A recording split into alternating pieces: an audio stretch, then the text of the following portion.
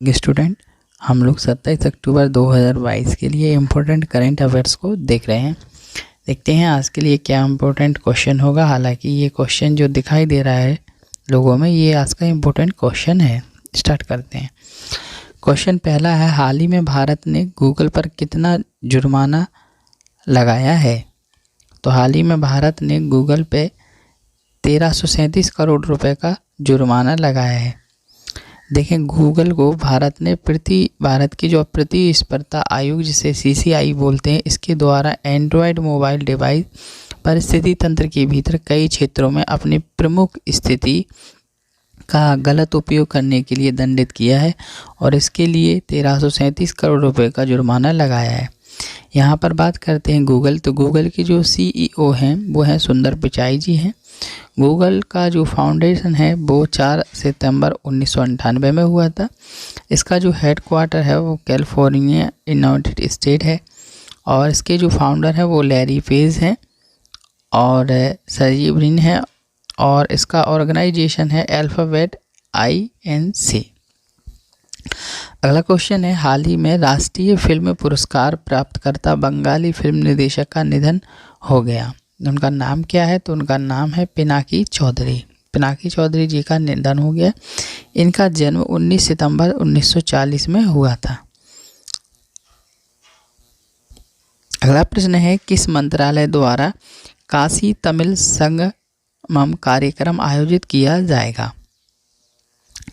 तो ये जो कार्यक्रम है ये शिक्षा मंत्रालय के द्वारा जारी किया जाएगा। देखें, काशी तमिल जो संगमम 1 महीने तक चलने वाला कार्यक्रम है, 1 महीने चलेगा और जो नवंबर 16 तारीख से आयोजित किया जाएगा। ये नवंबर 16 तारीख से चलेगा और चलेगा कितने दिन तक? 1 महीने के लिए चलेगा। काशी तमिल संगमम का उद्देश्य वाराणसी तमिलनाडु के बीच ज्ञान और प्राचीन सभ्यताओं के संबंध में सदियों पुराने बंधन को खोजना है। तो ये कला संस्कृति से रिलेटिव प्रोग्राम है। यह अच्छा प्रोग्राम, इम्पोर्टेंट होगा एग्जाम के पॉइंट ऑफ व्यू से। IIT मद्रास और BHU काशी तमिल संगमम के लिए नॉलेज पार्टनर्स के रूप में काम करेंगे और इस कार्यक्रम में 3000 मेहमानों को आमंत्रित किया जाएगा। अगला क्वेश्चन है, from dependence to self reliance नामक पुस्तक किसके द्वारा लिखी गई? तो ये जो पुस्तक है डॉक्टर बिमल जालन के द्वारा लिखी गई है। डॉक्टर बिमल जालन एक कौन है? अर्थशास्त्री हैं और इन्होंने इस पुस्तक को लिखी है। और यहाँ पर देखें तो यहाँ पर इस पुस्तक में अंतर्राष्ट्रीय से भारत के विकास पथों का लाभ, स्टॉक ट्रेंडिंग के बारे में इसमें बताया है। बिमल जालन ने अपनी पुस्तक को 3 भागों में विभाजित किया है। अर्थव्यवस्था पे 4 अध्याय हैं, शासन और राजनीति में 3-3 अध्याय हैं। अगला प्रश्न है, हाल ही में विश्व बैंक ने 1960 की सिंधु जल संधि को लेकर भारत और पाकिस्तान के बीच असहमति और मतभेदों को देखते हुए किसे किशनगंगा और रातले जल विद्युत संयंत्र के संबंध में मध्यस्थता न्यायालय का अध्यक्ष नियुक्त किया? तो इसके लिए सियान मर्फी को नियुक्त किया है। ठीक है। अगला क्वेश्चन है, हाल ही में किस देश को FATF द्वारा उच्च जोखिम वाले देश की सूची में जोड़ा गया है? तो उच्च जोखिम वाले देश की श्रेणी में म्यांमार को जोड़ा गया है।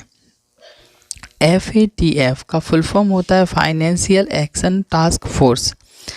इसने म्यांमार को उच्च जोखिम वाले देश की सूची में शामिल किया है। इस लिस्ट को मनी लॉन्ड्रिंग, आतंकवादी वित्तपोषण और प्रसार वित्तपोषण का मुकाबला करने के लिए शासन में राजनीतिक कमियों के साथ ब्लैक लिस्ट के रूप में जाना जाता है। इसमें ये होता है। म्यांमार तीसरा देश भी है जिसे उत्तर कोरिया और ईरान के साथ जोड़ा गया है। पहले उत्तर कोरिया और ईरान जोड़े जा चुके हैं। भारत में अमेरिका का नया राजदूत किसे नियुक्त किया गया है? तो भारत में अमेरिका का नया राजदूत एलिजाबेथ जॉन को जोड़ा गया है कि आप फोटो देख पा रहे हैं। ये 74 वर्षीय हैं। इसरो के सबसे भारी रॉकेट किसकी बात हो रही? LVM-M2 ने कितने उपग्रह को ऑर्बिटल में स्थापित किया? ये इम्पोर्टेंट क्वेश्चन है। तो कितने उपग्रह को किया है? 36 उपग्रह को स्थापित किया है। देखें, सतीश धवन अंतरिक्ष केंद्र, जिसे सार्क बोलते हैं, पैड से SLP लॉन्च किया गया। इसके साथ ही ब्रिटेन स्थित ग्राहक के लिए 36 ब्रॉडबैंड संचार उपग्रह की निचली कक्षाओं में स्थापित किया है।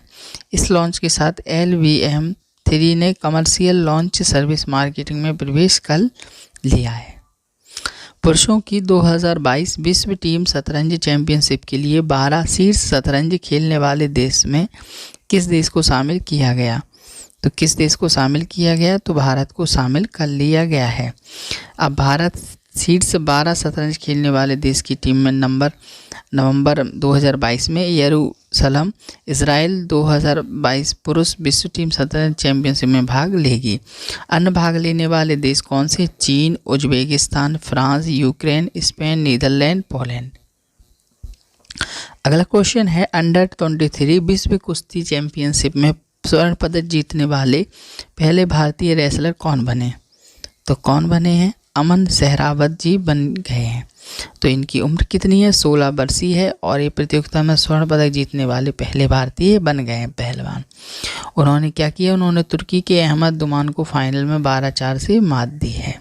ध्यान रखना, इसमें भारत से साजन बहाने वाला इस प्रतियोगिता में कांस्य पदक जीतने वाले पहले ग्रीको रोमन पहलवान बने हैं। तो ये आज के इम्पोर्टेंट क्वेश्चन थे। सपोर्ट कीजिएगा, चैनल को लाइक शेयर सब्सक्राइब जरूर कीजिएगा। थैंक यू देखने के लिए।